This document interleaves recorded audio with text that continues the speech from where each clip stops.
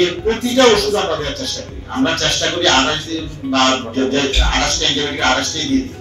আমরা কিন্তু এখানে এই হাসপাতালে চিকিৎসার ব্যাপারে মানুষের যে সন্তুষ্টি সেটা আমাদের মেডিকেল কলেজ বা আশেপাশের চেয়ে বেশি, এবং আমাদের এখানে প্রচুর রোগী হয় এবং আমরা যে যে সাবজেক্টে অনেক বিভাগে আমাদের ডাক্তাররাও নাই, তাদেরকে উপজেলা পর্যায়ে থেকে আমরা এনেছি। আসল যে উদ্দেশ্য নিয়ে এই জুলাই আগস্ট মাস সহ বিভিন্ন সময়ে আন্দোলনগুলো হয়েছে তার পিছনে কারণটা কি, আমাদের প্রত্যাশাটা কি মানুষের?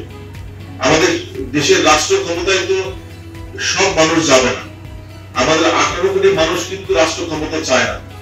তাদের কিছু বেসিক ডিমান্ড আছে, তাদের শিক্ষা ব্যবস্থা, তারা একটা স্ট্যান্ডার্ড শিক্ষা ব্যবস্থা চায়, তারা স্বাস্থ্য সেবা চায়, তাদের সিকিউরিটি চায়, তারা একটা এমপ্লয়মেন্ট অপরচুনিটি চায়, তাদের নিরাপদ খাদ্য চায়, একটা আদর্শ পরিবেশ চায়। এই তো আরো কিছু বেসিক চাওয়া আছে।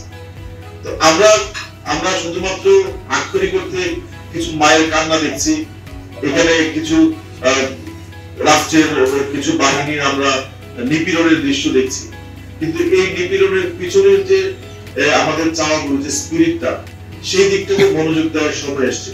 আজকে আমি খুবই আনন্দিত, আমাকে সিভিল সার্জন মহোদয় বলেছেন যে আজকে এখানে আমাদের যারা চিকিৎসক এবং স্বাস্থ্যকর্মীদের নিয়ে জুলাইয়ের একটা আলোচনা অনুষ্ঠান হবে, এখানে ফ্রি মেডিকেল ক্যাম্প হবে।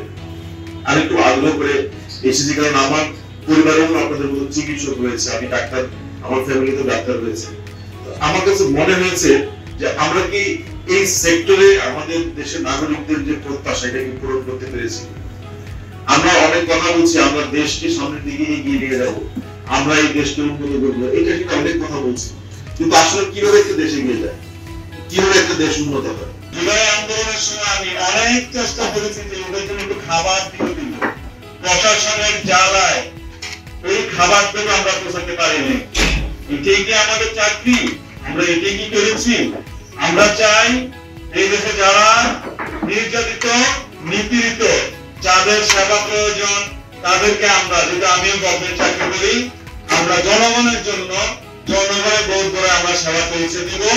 আপনারা অবশ্যই